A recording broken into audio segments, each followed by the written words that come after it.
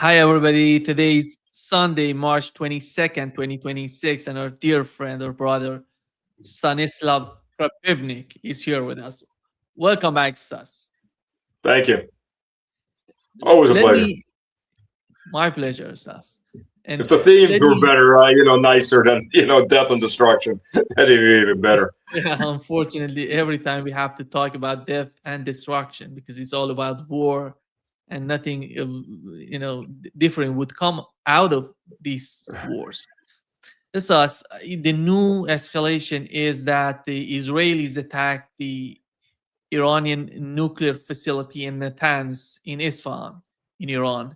Then we had the response from the Iranians. They have, for the first time, you know, the Iranian missiles are hitting Dimona, and not only Dimona, but Arad was hit as well. Two missiles to these two cities.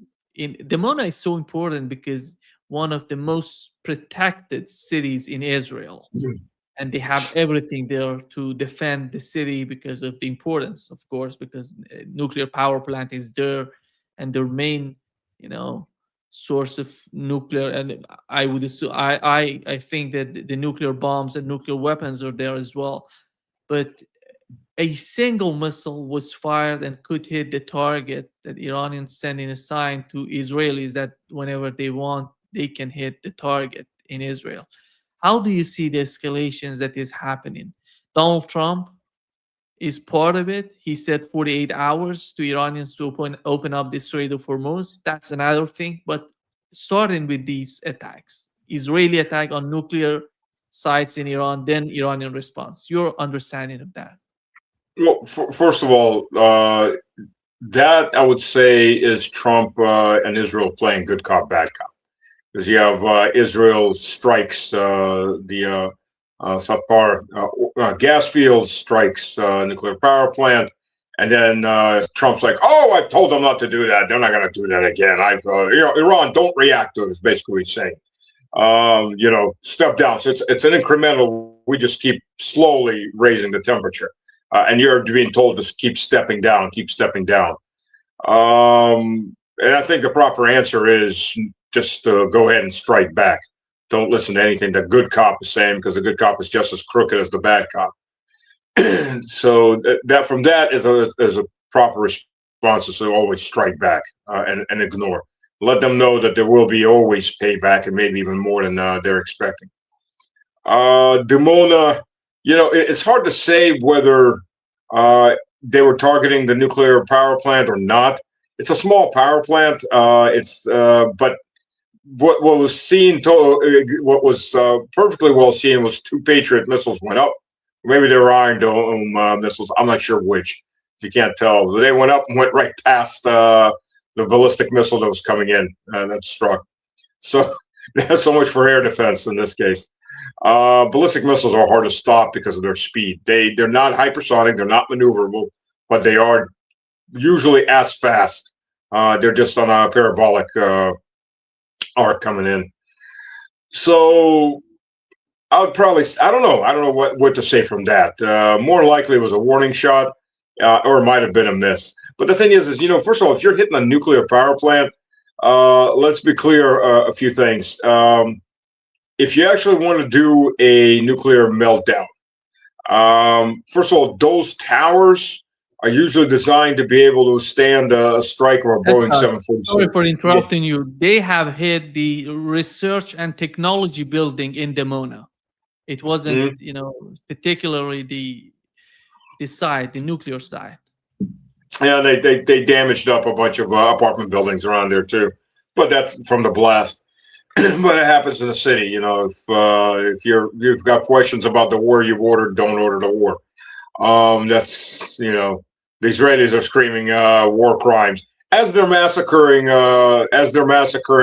Lebanese, as they're shelling deeper into Syria, as they're gazoing Beirut, as they're using white phosphorus on civilians.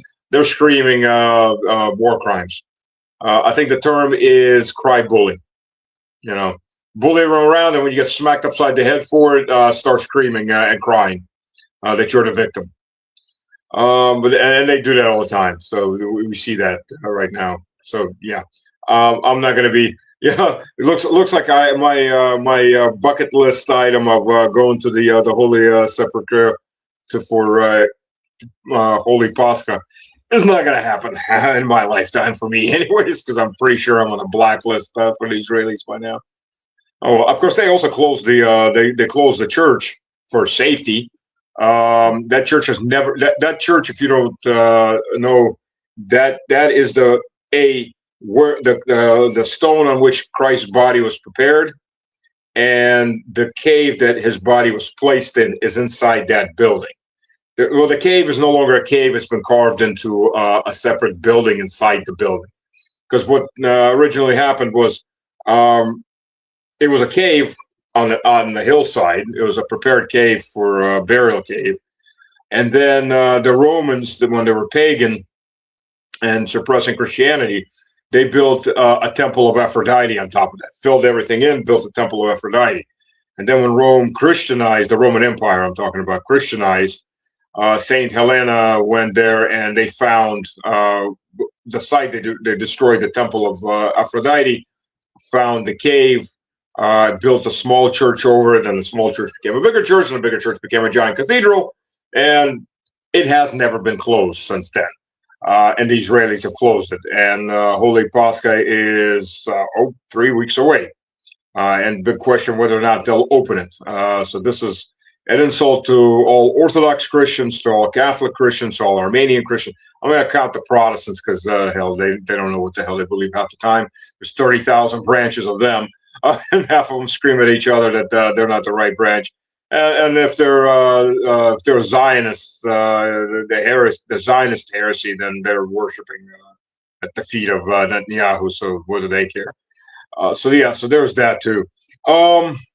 Sorry, I went on a tangent. It's been on my mind recently what they've done with the church, with the cathedral. If you're hitting, you'll go back to the towers. Those towers are made to withstand a full speed strike from an airliner.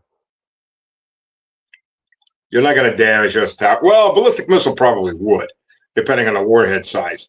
But those towers are very hard to bring down.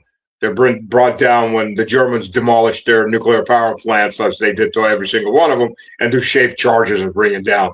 They don't fall on their own. Now, having said that, if you want a nuclear meltdown, you don't aim for the towers. You aim for the pumps for the coolant section, because those pumps and the backup generators. So you can switch off electricity. The power station still has to have a certain amount of electricity to pump water into the cooling towers, the cool tower into the reaction chamber to cool the rods. Otherwise, the rods will continue to generate heat. They'll overheat. I mean, you're not going to have a chain reaction if you don't have enough uranium at a high enough level to have a chain reaction, a nuclear explosion. But what you will have is the rods will keep increasing in heat. They will start to melt. The water that's in there already will explode into a preliminary steam explosion. And usually, the way these things are built, there's a big reservoir of water underneath it.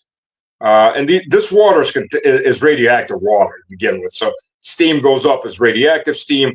There's big reservoirs of water underneath it. That's part of this whole system that's also radioactive. And if the core melts down through the base and hits that water, it will instantly create a gigantic steam explosion.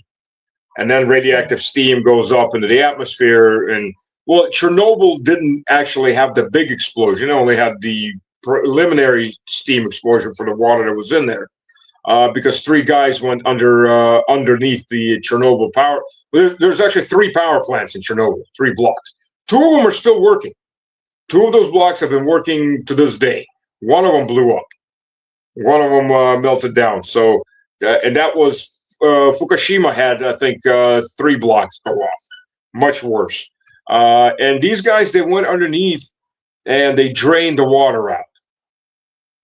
They drained the radioactive water out. I don't know where they drained it. So when it actually melted through, it came into that lower chambers, and there was nothing there. So it didn't have a steam explosion. And even with just the preliminary steam explosion in the cloud that formed, the radioactive cloud, for about a decade, Scottish herders were told not to go up into the mountains to feed their their flocks, because that's still radiation up there.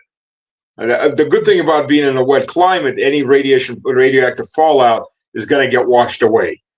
Steadily, rain cycle, it'll wash away. Some will get in the food chain, of course, but even that will filter out eventually, and it'll wash away into the ocean, where it's diluted by insane amounts of water volume. And that's with just the preliminary. So I mean that's a kind of that's the kind of biological disaster you can create. I mean, Israel's already created one biological disaster, that by blowing up the oil reserves north of Tehran. That cloud, I mean, it didn't just hit Tehran and didn't just affect 9 million people there, plus the people in northeastern Iran. That cloud went up into Central Asia. That I don't think it reached Russia, but it got into Kazakhstan, southern portion of Kazakhstan. So it hit Uzbekistan, Turkmenistan, Tajikistan, went into Kyrgyzstan, went into Pakistan, Afghanistan, and into India, and possibly even hit the edge of China. So right off the bat, just for that, all those people, if Israel survives as an entity and it's backstop America that pays for it, they need to be sued just for the damages that they caused, the ecological damage they caused to those countries, and possibly with the livestock, crops, and so on. But if it's a nuclear power plant that goes off, Dimona is about 120 kilometers south of Jerusalem. It probably wouldn't go up into Jerusalem because it'll probably blow out towards sea, right into Ashkelon and right into Tel Aviv, and straight towards Cyprus and southern Turkey. Now, if Iran's is destroyed, that will probably, depending which way the wind, the trade winds are blowing this time of year, that'll probably go northwest into Iraq, Kuwait, northern Saudi Arabia, into those areas. So, yeah, I mean, we're not talking something that's going to be limited to just one country. In either case, we're talking about major disaster areas. How much of a fallout? People living in it's also questionable. There are about 10,000 people living in Chernobyl exclusion zone, and they've been living there. A lot of people just didn't leave. Now they don't live inside of Chernobyl, the actual city there. Though the radiation's pretty low when you're at the edge of the city, because the big building blocks are just absorbents. But when you get toward the intersection, then moss builds up radiation. There's the Geiger counters start going off, and the rad count goes up pretty quickly. But when you're further out, the human body can adapt to those levels of radiation. It may cause cancer, may not. My uncle, he was building nuclear facilities for the Soviet Union. He died. His whole team died of cancer. He died of cancer too, stomach cancer. Of course, he was 79 when he died of stomach cancer. And his older brother, they were using soil for gardening, because they were also military engineers.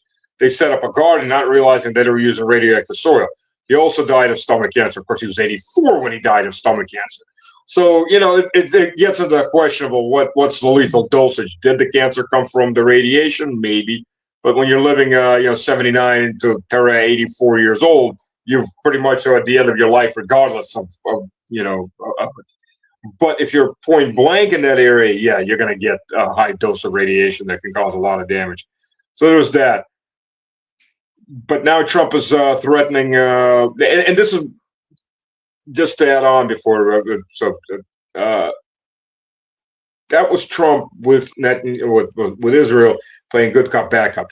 Then Trump comes out and says, "Hey, Europe, come over here. We don't need the Straits of Hormuz. You need the Straits of Hormuz. There's no problem. They're all defeated. You can just come through. It's not much of a job." Well, then why doesn't the U.S. Navy do it? And then within like 2 hours, he's screaming, you got 48 hours to surrender, basically, open the Straits of Hormuz, or I'm going to destroy everything in your country. To which Iran said, oh, fine, we'll do the same thing to Israel and to Jordan and to all of your allies until there's nothing left. Whether Trump carries that out or not, the impression he's leaving, anyway, for anybody who's not just a diehard fanatic of Trump, is this is not a man that is rational, that is a guy that is emotionally disturbed. He is all over the place, and maybe it's time for the 25th Amendment. Yeah. In case anybody doesn't know that, that's an amendment that allows you to remove a sitting president for physical or mental deficiencies. Yeah. I think they don't understand that the Iranian power plants, or let's say power grid, is not something that you can hit one of the most important one that the whole country would go black, and that's not going to happen, because it's somehow they're designed to recover each other. If some part of the other part would take they go then provide the zone that was hit is going to, because it's the north, the south, the east and the west and the center, they are all connected. If one goes out and the other, from the south, from the east, from the west, they are all connected, they're going to come to the system and they're going to reproduce it, and it's not going to be so easy to do that. Nima, that's actually bad. That's not actually good. And I'll tell you why. Because you'll have a cascading effect. This is what happened in the U.S. when the entire northeast of the U.S. went out, because one Canadian, which was also part of the grid, generator blew. And that put the load onto the next generators or electric stations. And when one more blew, and it just becomes a cascading effect, one after the other. You have to in time cut off portions of that grid, or it's going to cascade down and hit all the others. The best thing is actually if each one of those zones was separate from each other. That's the most safest. Where if you took out the center, it didn't affect anybody else. It just affected that one. Redundancies in power generation is good if you. But even then, I mean, like I said, one Canadian power station went out. Spain had the same thing just recently. Spain and Portugal basically started with one or two power stations going out, and it took out the entire eastern portion of the the western portion of the Iberian Peninsula. So that's actually I've been talking to people about it. That the theory now is it's better to disconnect them, just have localized grids. That gives you better. That gives you more protection. But the Americans are going to just hit one. They're going to go after everything. Of course, they're going to get Iran's going to hit everything back. And as we see with Ukraine, of course, Ukraine is getting a lot of transformers brought in from Europe to the point where they're running out. First, it depends what you hit. Second, it depends how you hit it. And yes, that can be brought back on, obviously. When you're hitting transformer networks, there's the regular blocks they're actually glass. The transformers are glass and steel, plus the metallic ends and ceramic portions that stand in rows. Those get mass produced. The first big block of transformer, these things for big power station, they can be 3 stories high. They're handmade, basically. The whole world produces maybe like 1,200 of them worldwide. The U.S. produces about 400 or 500, and they're usually produced per project. So they're either to replace existing ones or for a new electric station. So there's less than 1,200 a year produced globally, and they're very expensive. They're huge, and those things are hard to replace for obvious reasons. That's one of the things that happens in Ukraine is once you hit one of those, that even if you bring in from somebody else, it's limited how many quantities you have. It's one of those very niche industries globally. maybe it's not even 1,200. I think it might be a lot lower because I think Russia produces about 120 a year on average. U.S. is somewhere around the same, a bit higher, and China. But if you hit that in likewise, if you hit it for Saudi Arabia, if you hit it for Qatar, any of these others, they're going to have the same problems, and maybe more so, getting equipment to them. China, Iran has a deep rear. It's called Russian China. Those Saudi countries don't have a deep rear. And unless their deep rear is so deep, it's called the United States, and then we'll see about that too. So their logistics are much worse for any kind of replacement. And this we're going to see what this plays out very soon, because the world is going in for a massive. Parts of the world are going in for massive crashes, and I think at this point are absolutely unavoidable and already starting to happen. Yeah, it's not going to be just power grids. They're going to go after desalination, everything, oil facilities, because it's not going to be just limited to power grids. Iran just said that if you do that, we're going to go after all of these facilities in Arab states and in Israel. And here's the thing: about 5-6% of the Iranian population. Iran has been in a drought condition. It's climatical. Been in a drought condition for the last couple of years. So Iranian agriculture is suffering a lot. However, there's enough water for the population. It's only 5 or 6% of the population that needs desalination plants to survive. Oh, is it 2%? Okay. 2%. Yeah. Israel has enough water for the population. I've been asking people who've been there. However, 75% of its agricultural sector needs desalination plants. They don't have enough water for the agriculture.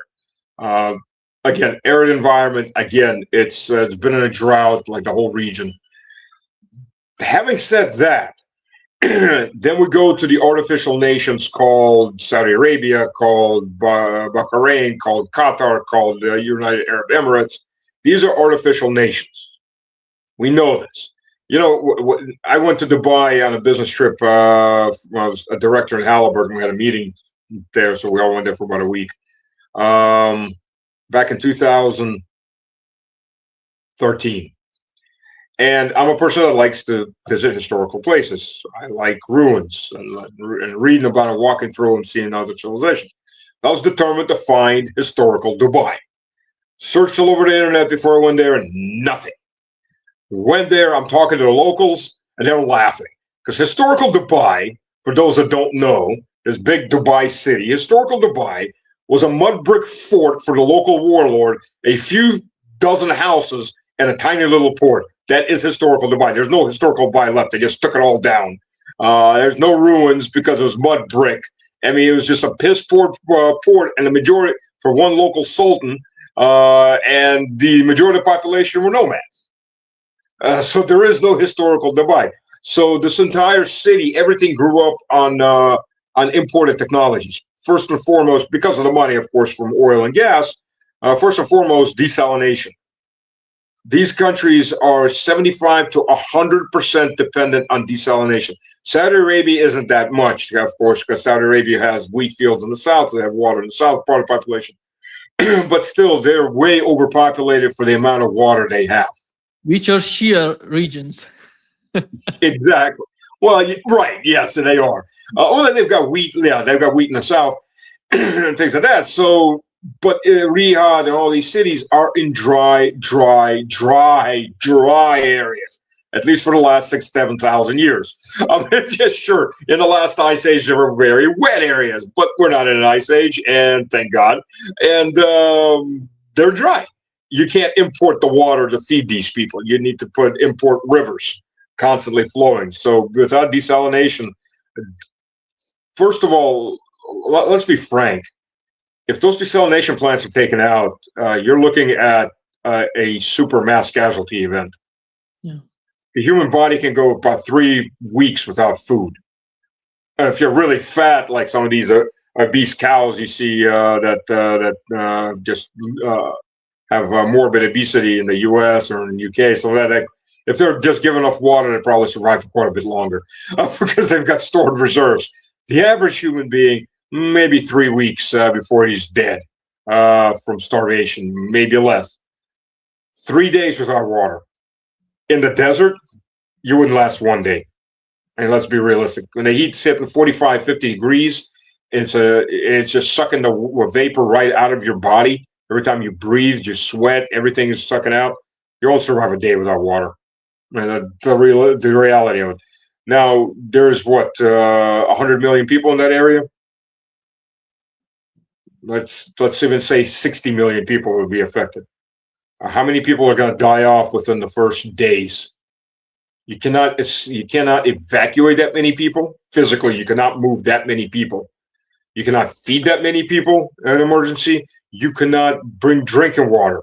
You got to figure the average human body, especially on the move, trying to survive, get out in that kind of heat. Even if you're only moving in the night, you're going to need at least 3 liters of water per person, per adult person. Children will have less, of course. You can't bring that much. It's physically impossible to bring that much water. I mean, you would have a mass casualty event within days, within 1, 2, 3, 4 days. I mean, this is a massive die-off of humanity in that area. Yeah. The other dimension is what is going on with the NATO troops in Iraq.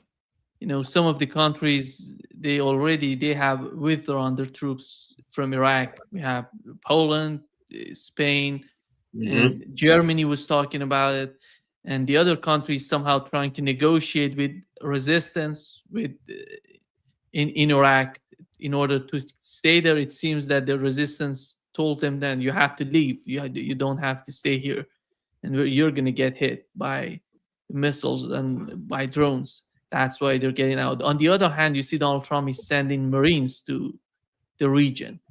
And basically, they're talking about Hark Island. The Hark Island, if they want to go there, they have to go through the Strait of Hormuz. If not, they have to come from Kuwait to the. It's amazing to me what is happening in the mind of Donald Trump, because I really don't. I because the stupidity is so high, I cannot ignore that Donald Trump could do this, because what he was doing so far, no rational thinker would do. That's why I'm so confused with Donald Trump. He's gonna do it. Do you understand the whole concept of sending troops to the Hark Island? I don't know if they'd actually do Hark Island. Hark Island would be a massacre. I mean, look, I've done a couple shows on this. I did my own update on Hark Island where I have the maps.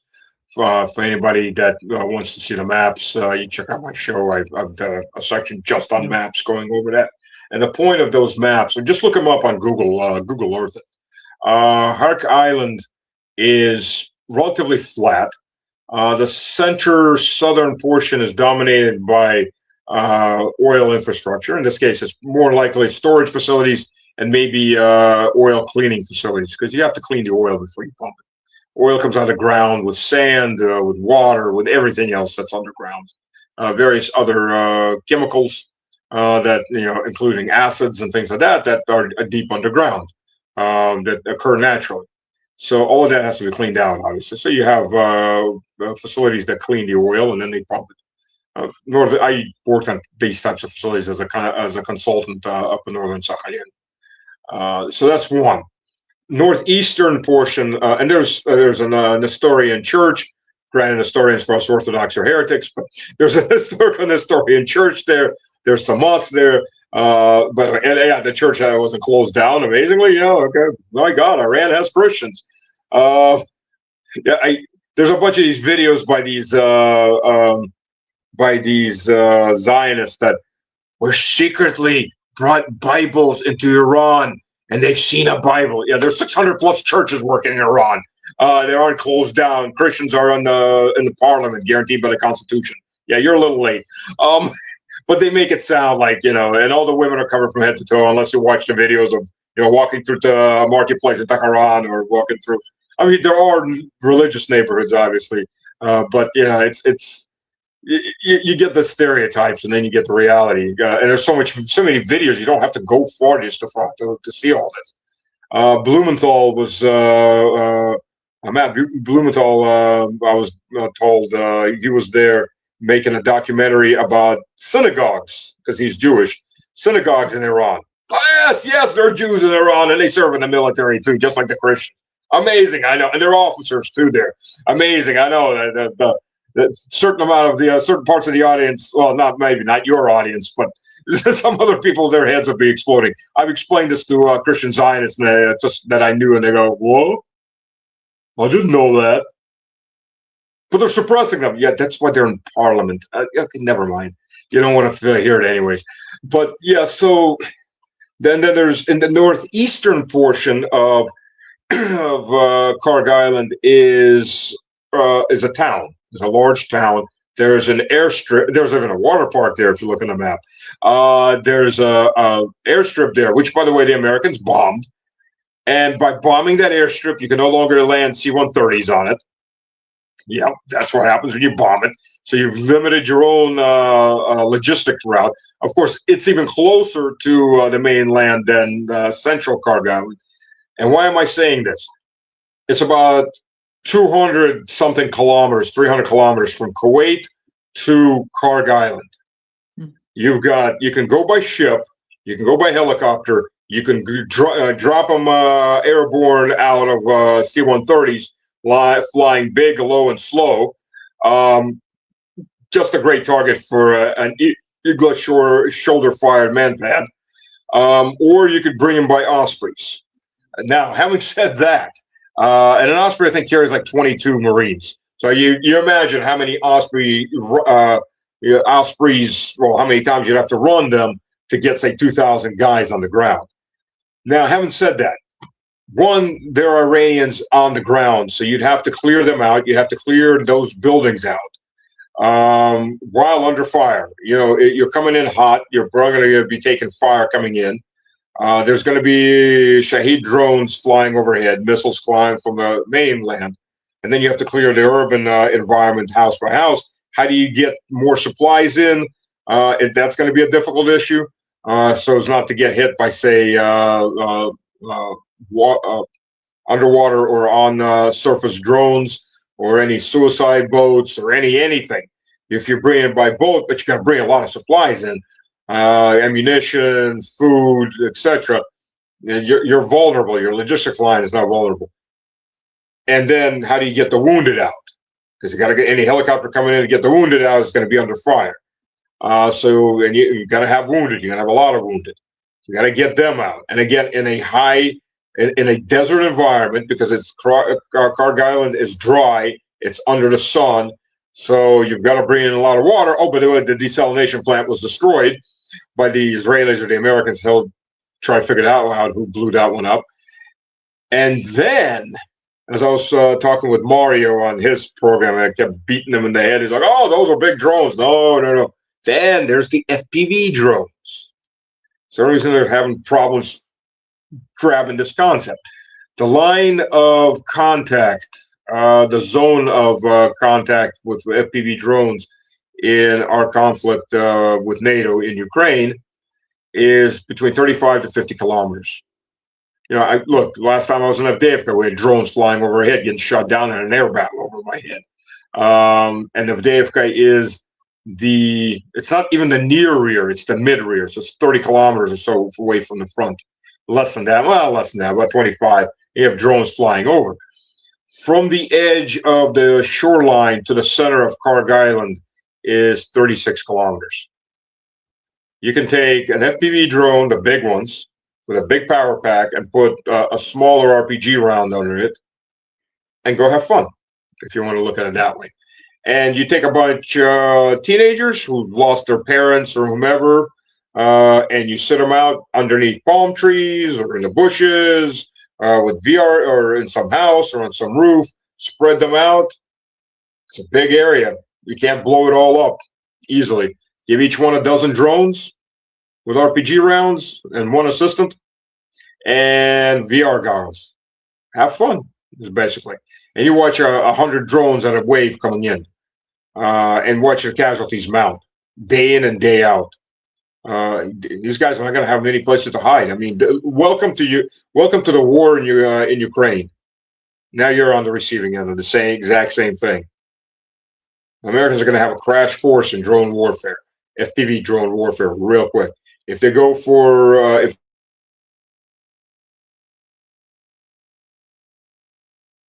Yeah. Stas, can you hear me? the It same seems, thing coming off the mountains, or coming deeper in, they're going to be dealing with the same drones. yeah. You're back. You're back. I think Yeah, something is, yeah, with the internet connection. yeah. It Yeah. knocked off and it's back. It's back. Yeah, So yeah, you're even if back. you think the northern straits are Hormuz or the islands in the northern straits or northern portion of the straits are But Hormuz, when it you comes, have the same drones. yeah, Stas, they're talking about opening up the Strait of Hormuz, and the Hark Island is far away from the Strait of Hormuz, looking at the map. And that's Hmm. not going to be helpful for them. I don't understand the logic behind it. That's why, in I don't think they're going to go for the Strait of Hormuz. I mean, I'm sorry, go for Karg Island. I think that's a distraction. yeah, I think they're going to try to take the northern islands and the beachfront on the Straits of Hormuz. That's what I mean. They're bringing in marine expeditionary units that are on boats. They do have Ospreys that can take off. There's not enough to effectively move 2,500. Plus, the 82nd Airborne is now on deployment readiness. I think they'll be moving out within 2 days.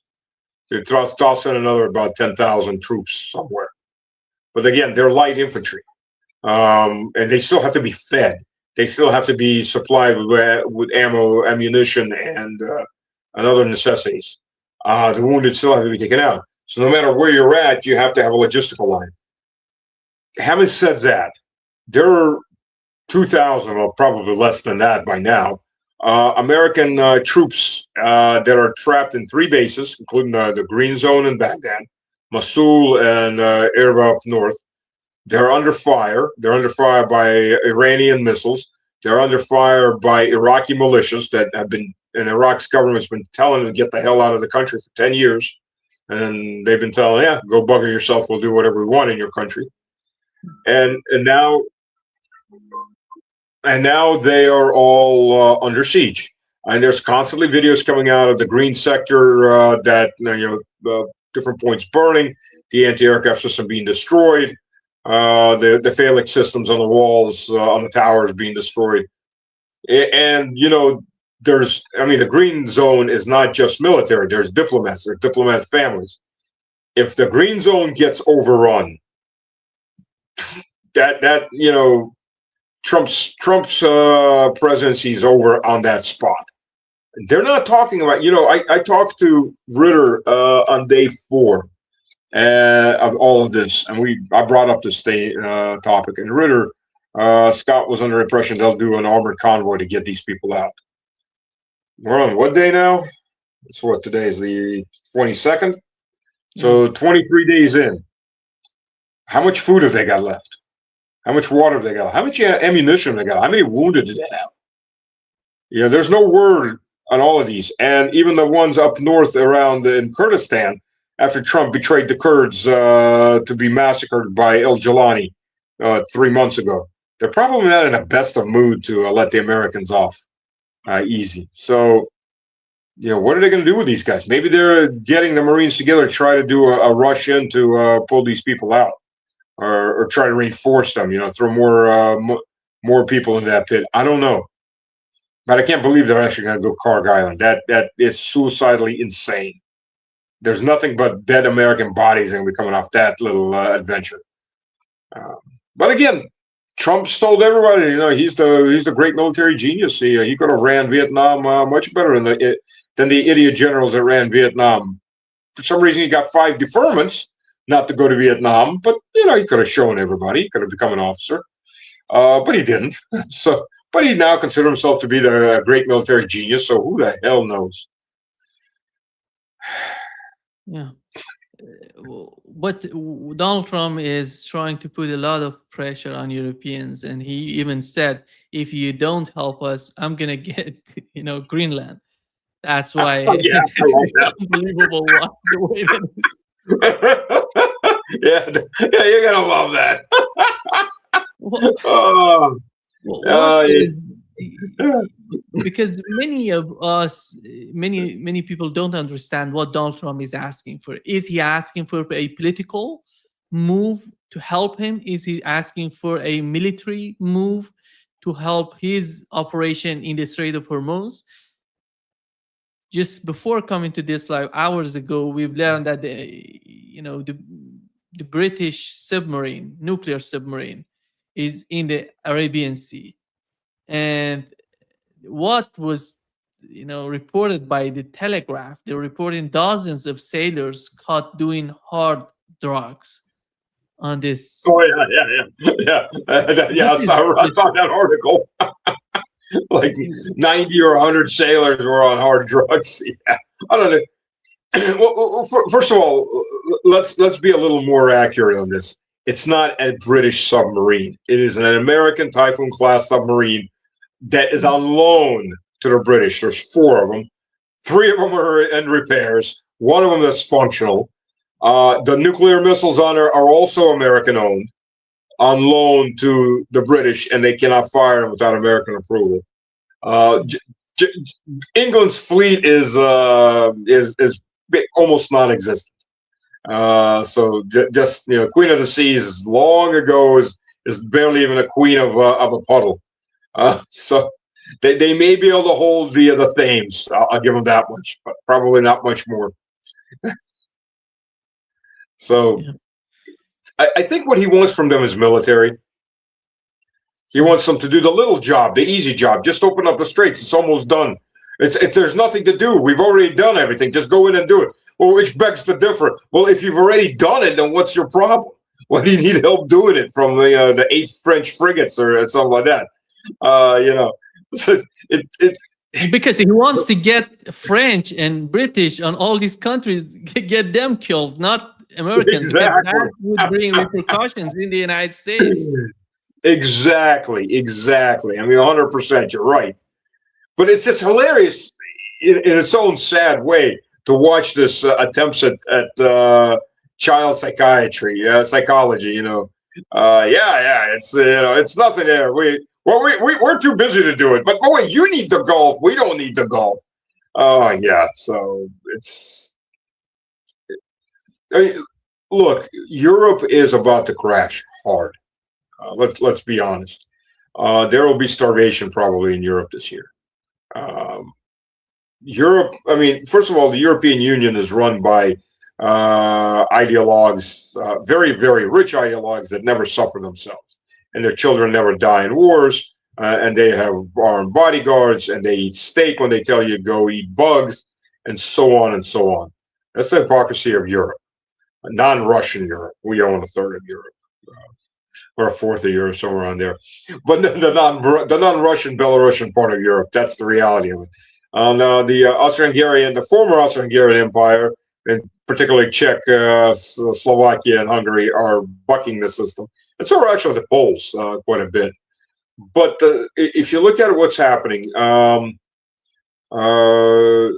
Mercurius was saying about 50% increase in fuel costs.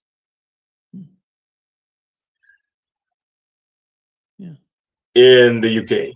And that's a country that doesn't drive nearly as much as, say, the French and the Germans. We're seeing 50-60% increase in fuel. Natural gas prices have already doubled. Having said that, they're still getting supplies in because the last of the ships that left are still coming in right now. So it's not that it's totally been cut off, but they know they got nothing behind that. The last oil shipments there's no more oil coming from behind that. Russia's basically saying bye-bye Europe. We're not going to wait for you to cut us off. We're leaving. So that's 47% of European gas, natural gas, that's gone. Now, in an industrialized society, about 80%, 70 to 80% of that natural gas is used by industry. You really don't need that much gas for cooking and for keeping people warm. Most of it's used by industry, heavy industry. Well, what happens to that industry? It's already been shut down. It's going to go in faster. What happens when the industry shuts down? The people that are working in that industry lose their jobs, correct. But then everybody around servicing those people in that industry lose their jobs. So you now start having the mass unemployment. What happens when your food prices go up twice as high? Because, 30% of the world's chemical fertilizer is gone. EU's bulk that is refusing Russian fertilizer. That's 40% of the world's chemical fertilizer. Without chemical fertilizer, your yields are going to get cut in half. The Green Revolution is chemical fertilizer. Europe is looking at starvation, at least for the lower classes, mass starvation.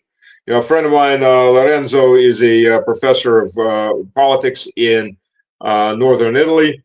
Won't say the city he's in right now, but he was telling me, 4 or 5 months ago, that amongst the lower classes in Italy, there are people that cannot feed their family through the end of the month.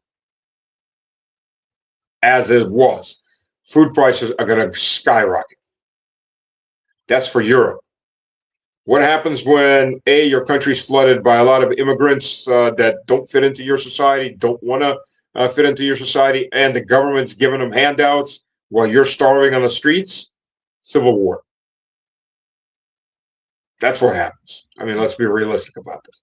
So Western Europe is looking at a disaster. It's not the Titanic ramming the iceberg. It's the iceberg that's ramming the Titanic, and it's ramming over and over and over again. So Europe is going to be in a collapse mode mess coming up. It's already high tension between different ethnic groups. I'm not against immigration, but you need to do immigration correctly. You need people that have the skill sets you need. Usually, you don't want the guys that don't know how to do anything but dig ditches. You don't need those types of people. You have plenty of your own, guarantee you. Every country has that.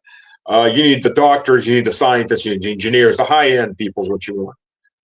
A and B, you want immigration in chewable amounts, so you can chew and swallow and assimilate. You bring too many people together, they form enclaves, and they never assimilate, and that doesn't work. And Europe is now flooded with this, and it's just a powder keg. I mean, it's a powder keg that's going to explode. And when do any of these things explode? When people don't have food to eat. That So, hungry people are mean people, and that's what Europe's facing. yeah, I think as time goes by with the war, we see, in Israel, they're talking about they're investigating what has happened and why did the air defense system fail, not to hit the one single, just one missile, ballistic missile. It seems that it was a hypersonic missile, but they couldn't, intercept that missile. And they're investigating that. But the deeper problem is that they're rationing the air defense, the interceptors. That's why, this is a serious problem right now for Israel. And how long does it take for, I don't know, for Israel to understand that? Or they don't want to, they don't, because it doesn't seem that they have a grand plan for that. I don't think any of these people had a real plan. They put everything, they weren't just playing black or red on roulette. They were playing red 5. And if anything else, we're screwed. It could be red 6. It could be red 2. We're screwed. It has to be red 5. That is, we had to have a collapse of the Iranian government. Oh, crap. It didn't collapse. If you talk to anybody that was rationally looking at this, they would have told you they're not going to collapse. They're deep. They're wide. They're not a one-man rule. And even the, quote, one-man rules were never one-man rules. I mean, Saddam Hussein was a dictator, but he had lots of generals and party officials that could have taken his place if he had been killed, and the country would have kept rolling. I mean, that's what modern societies are like. You have to rip them up from inside. They were counting on that. Additionally, they would have all these revolutions, and civil war breaks out. So they put everything on that, and they didn't win. Now what do you do? The simple fact is, look, we get drones that airplane type drones and missiles that get through. We have an air defense system in Russia. If you put all of NATO's air defense systems together, we've got them 2 or 3 times beat. We still can't stop everything. We stop Mm. 95% of it, 97% of it. Something still gets through because you can just overload a system. Uh, having said that, the Americans never had enough interceptors. They never had enough systems. They never had enough launchers. Neither did the Israelis. The Israeli Iron Dome system was not meant for ballistic missiles. It's not. The Arrow system's meant for ballistic missiles. And though that's pretty questionable, the Iron Dome system was made for Palestinians shooting homemade rockets, not missiles, rockets, on a ballistic arc into Israel.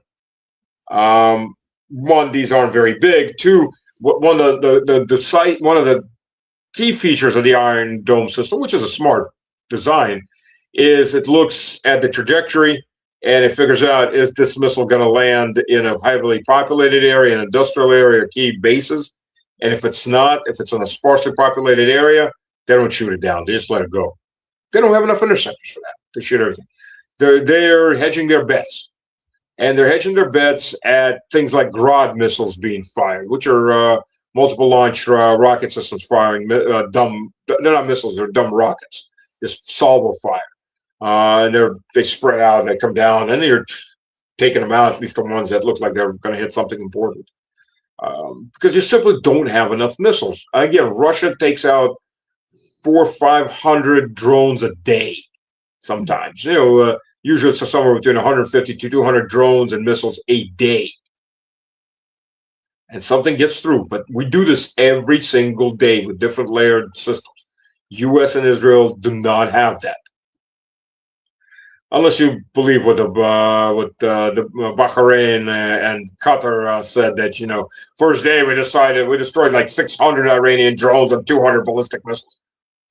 I mean that's taken Zelensky's playbook, where he says we destroyed everything, but for some reason everything's blowing up, but we destroyed everything. For some reason, people are taking photos of missiles and drones just flying overhead, but we destroyed everything. And taking that and just blowing that up large, yeah, we blew up 3 times more than Iran fired at everybody, in this one little Bahrain. But things, yeah, but we see the reality. It's a myth. They started to believe their own myth. That with their limited amount of systems, that they could actually do this. That Iran doesn't have very many missiles, or the Iranian government will collapse. It's a whole list of self-delusional myths that they chose to believe and still believe. Well, partially, anyways. Yeah. And they based their decision for that. Yeah. Before wrapping up, how do you find the situation in Ukraine right now? Because we are so much focused on the war in the Middle East. Yeah. Everybody's just we're not that much focused on what's going on in Ukraine. That's why many people would want to know what is happening in Ukraine, because Zelensky was trying to tell Donald Trump, I'm going to help you with the drone, but what is happening in Ukraine, in between Russia and Ukraine, and how do you see the battlefield? Well, partially you're seeing the results of that battlefield in the Middle East, and the Middle East is now helping the battlefield in Russia because there's a limited amount of Patriot missiles. A lot of those air defense systems have been destroyed in Ukraine. So that otherwise would have wound up in Israel or in Jordan and in these other areas. They just don't exist anymore. They're chunks of metal. So that's one. Two, yeah, Zelensky was offering to use his drones and send his drone teams down to help Israel. And by the way, he's now complaining, and I would say correctly, that our Russian drones are flying in Iran. Well, yeah, that was actually proven on about day 2 or day 3, where they took chunks of what was supposed to be Shahed drones, but really Garan 2s and Garan 3s, flipped it, and there's Russian chips inside of it on the motherboards. In Cyrillic, everything's name of the company and all that. They do that. So yeah, it's made in Russia. So yeah, things have turned slightly around. And amazingly, how dare they proxy us? Well, life's a bitch, and it comes around, goes around. And the simple fact, well, wait, did you not think that was going to happen?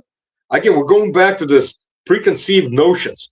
So you're going to proxy Russia for 4 friggin' years. You're going to arm the crap out of Ukraine. You're going to give targeting data to Ukraine constantly. And you don't think Russia's going to do the same back? Seriously? Seriously? These are the leaders of the West? These are the leaders of America?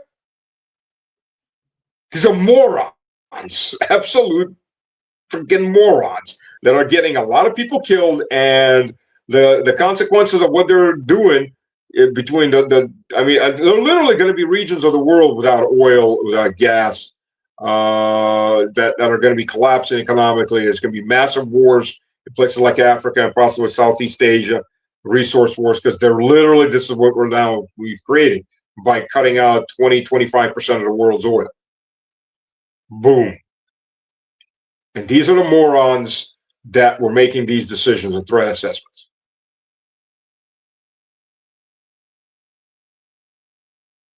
Yeah, this is unfortunately, and we have to understand that both the resources going to Ukraine or to Israel, they're coming from the same place, so they have to.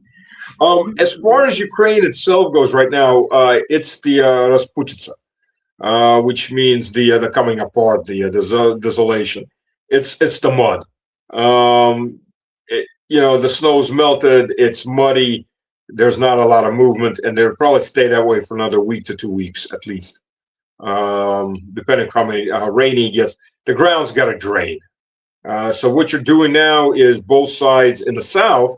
Both sides are using recon and sabotage units, which are anywhere from 3 to 10 men. Teams, they're infiltrating each other's side. They're blowing things up. Russia is using them to clear out fields up to a certain point, but they're not going into the cities or the towns and villages for the most part. They're preparing because you do need heavy equipment, more heavy equipment coming in and out. And right now, except for asphalted, built-up roads, you can't drive anything into that mud. It'll sink. Sooner or later, you'll hit a patch where it's really muddy and liquidy, and it'll sink.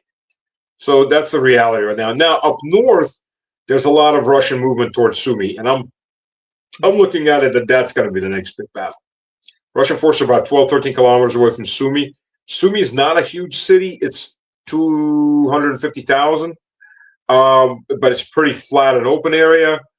And what it is it is a major logistical hub. That's also feeding, it's the deep logistical hub for Kharkiv to the west. To the east of Kharkiv, where Russia is approaching, is a big river reservoir area, lake reservoir area from the Serebryanka River. And then the Serebryanka goes south of Kharkiv and then bends back over. Well, if you blow the bridges there, you cut off Kharkiv from the south. Kharkiv from the east is already cut off with Russian forces advancing, slowly to mud and everything else, but advancing. So what do you need? You need to surround Kharkiv from the other side, the deep rear. You're taking out Sumy. You're cutting them off from any supplies coming out of Kiev, those lines across the Dnieper. So you take it into a deep encirclement. And I think that's going to be the next big one as far as any kind of movement. And there's movement there. There's that's probably the biggest movement area. Kupinsk also a lot of movement, and Liman, Krasny Liman, not so much fighting in the city, but it's been surrounded from the east and the north, and from the southwest. The Russian forces are pushing their way in to cut off the last bridge on the Oka River that's feeding that the route that's feeding Krasny Liman. After that, it's effectively cut off. Even if you don't have it fully surrounded, it's got rivers, 2 rivers to its back, and no supplies coming across it. And once you're done with that, then you start closing off the big encirclement heading towards Slavinsk. We get Slavinsk, Kramatorsk, and at least about 2/3 of Konstantinovka that hasn't been taken yet. But there's advancement in Konstantinovka. Just it's so hard fighting Konstantinovka. They dropped a lot of their troops there, trying to make another Bakhmut.